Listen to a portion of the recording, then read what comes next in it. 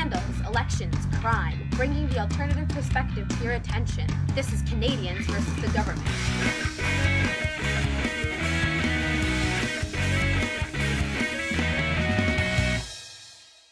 Good evening, and welcome to another episode of Canadians versus the Government. I am Marie McClare. Today we have a special presentation on the ever-popular topic of sex work for you avid followers. We are fortunate to have with us John Smith, representative from the Criminal Code sector of the Canadian government, to share his view on why prostitution should be regulated and ultimately abolished via sections 210, 211, 212, and 213 of the Criminal Code.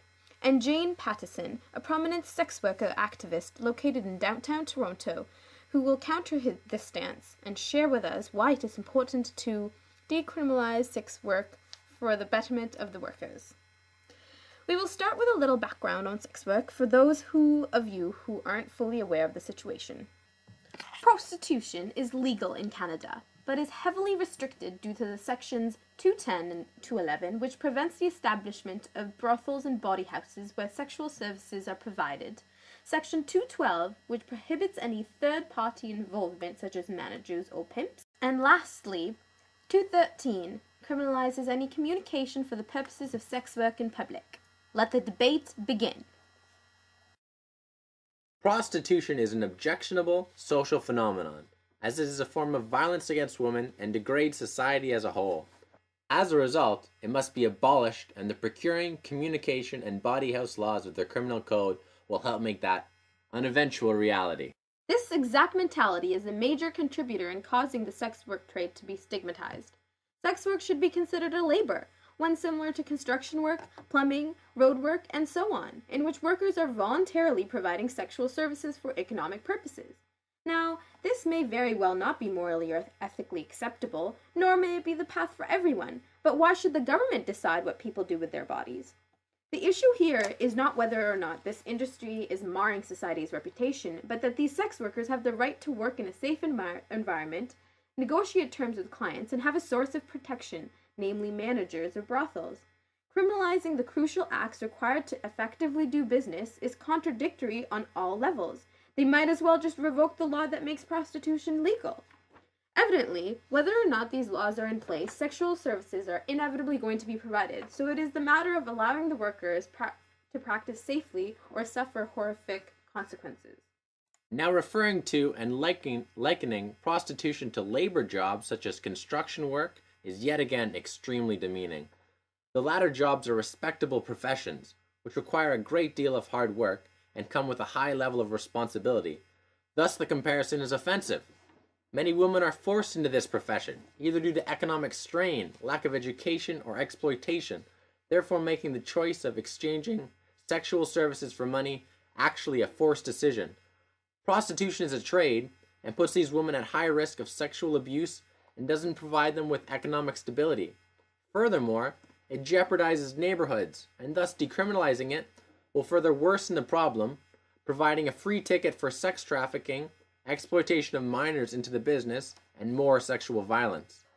These trends were quite evident in the Netherlands after the government amended the law that resulted in the lifting of the general brothel ban and the pimping ban in the year 2000. These trends were apparent in the first few years of the law being changed, majorly due to the disconnection between the regional and municipal control over brothels and pimps. The rationale behind this effort was that by making a distinction between punishable and non-punishable forms of prostitution, it would be possible to restructure the trade and remove it of criminal activities and combat the exploitation of workers more forcefully, virtually targeting the problem of violence rather than suppressing the workers and aiming to eliminate prostitution completely. The implementation and enforcement of the changed law involved stricter regulation via licenses and penalization of unwarranted forms of prostitution, which naturally took some time to be put into effect. Nonetheless, after passing these hurdles and revising their tactics, the country was successful in reducing the rates of violence and sexual exploitation of its sex workers. That is not to say this is the best way to tackle the issue at hand, because legalization leads to control and licensing issues, but it is a step in the right direction and doesn't force sex workers to choose between obeying the law and their safety. Regulation of bawdy houses and pimps is extremely difficult, as proven by the irregularity and lack of uniformity between the authorities in implementing stricter penalties. Decriminalizing the procuring and body house laws will only worsen the problem, and may even increase the burden on the government in that they have to ensure proper regulation.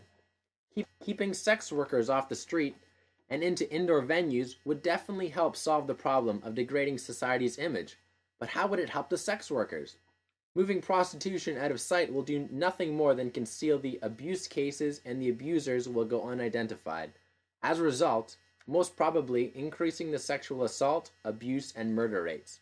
Moreover, decriminalizing procuring acts will increase the number of exploitive pimps that manage brothels, as we have no way of determining the bad from the so-called good.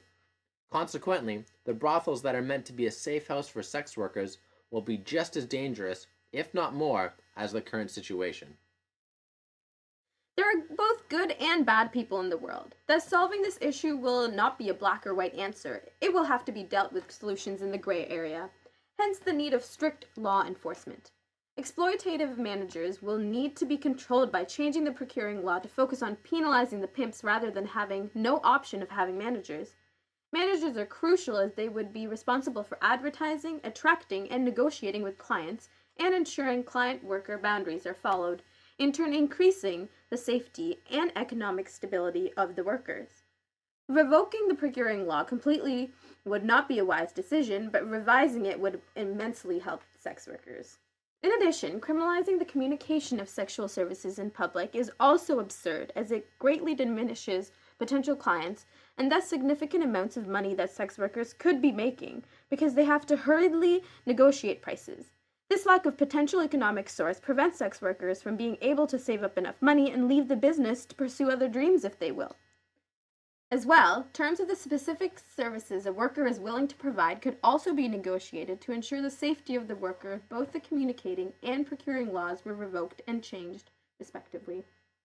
If the government concedes to make these amendments in the law, with the hope of providing safer working environments, they are allowing for the normalization of sex work in society. By decriminalizing prostitution, we would not be making it any more safe for sex workers, as they would get exploited more.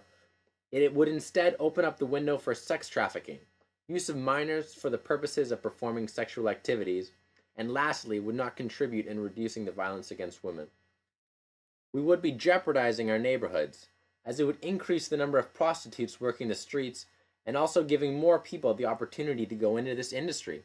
What next? Allow our sons and daughters grow up aspiring to become sex workers and teach them that it is okay to service their bodies?